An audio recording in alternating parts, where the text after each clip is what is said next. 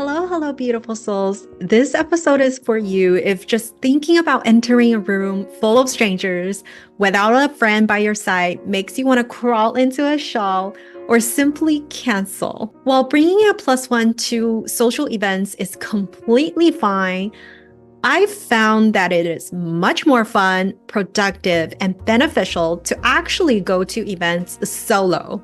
And that's what I've been doing. So here is the why and the how. So why do I go to events alone now? Well, I do so primarily for 5 reasons. The first reason is for independence and freedom. When you go solo, you're free to experience, explore, and engage with others without being chained to the expectations of another person. You have the anatomy to make decisions based solely on your own preferences and interests. When you're solo, you have the freedom to come and go as you please, allowing you to fully immerse yourself in the event however you wish to, or take breaks whenever you need to. You're not bound by the schedules or the preferences of others. The second reason is for even better networking. Being alone encourages you to reach out and connect with new people. Without the comfort to familiar groups and your friends around, you're more likely to strike up conversations with strangers, potentially expanding your social and professional networks. I usually talk to the first person I see who is either sitting next to me, also alone, or arrives early like I do. The third reason is opportunity for introspection. I am a big advocate for doing reflection work to improve our lives.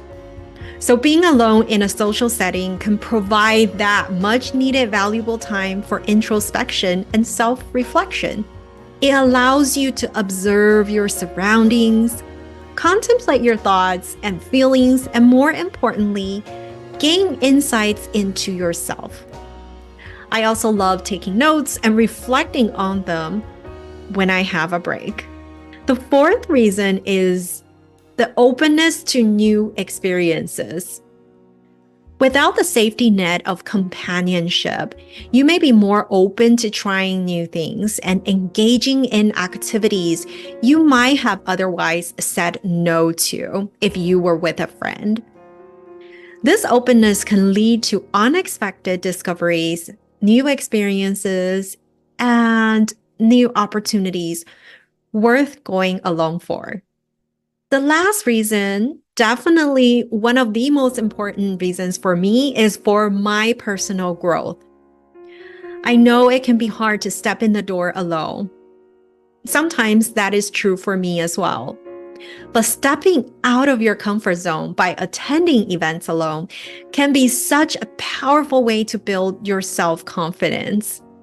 It challenges you to rely on your own social skills and your confidence skills and your adaptability skills, in turn, upgrading your personal growth and resilience and practicing that confidence muscle. And if you still need a dose of confidence to make going to events alone not only just happen, but make the experience even more enjoyable, here are my top tips. So number 1 tip, remember that you belong. One of the top reasons you can feel lonely or daunting at an event alone is saying to yourself that you don't belong. So reaffirm and remind yourself that you were invited for a reason. You chose to attend for a reason. The ad you saw on Instagram or Facebook, wherever that led you here, was meant for you. Whatever it is that brought you to where you are now was exactly happening for a reason. You have every right to be there and enjoy yourself just like everyone else.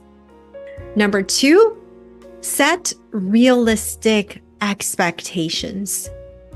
Don't put too much pressure on yourself to be the life of the party or make a certain number of friends or that you must get a number of collaborations. Instead, focus on simply enjoying the event and being open to new connections. I personally go to events with no agenda other than having fun.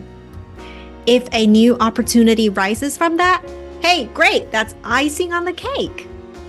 I've indeed signed clients from attending events, but that was never my agenda. My intentions were always to be authentically myself, enjoying the event, and to really make friends. So shift your focus from worrying about how you're perceived to simply enjoying the experience. Engage in activities you genuinely enjoy and seek out conversations that bring you joy and happiness. My third tip is to start small. Begin by starting conversations with just one or two people.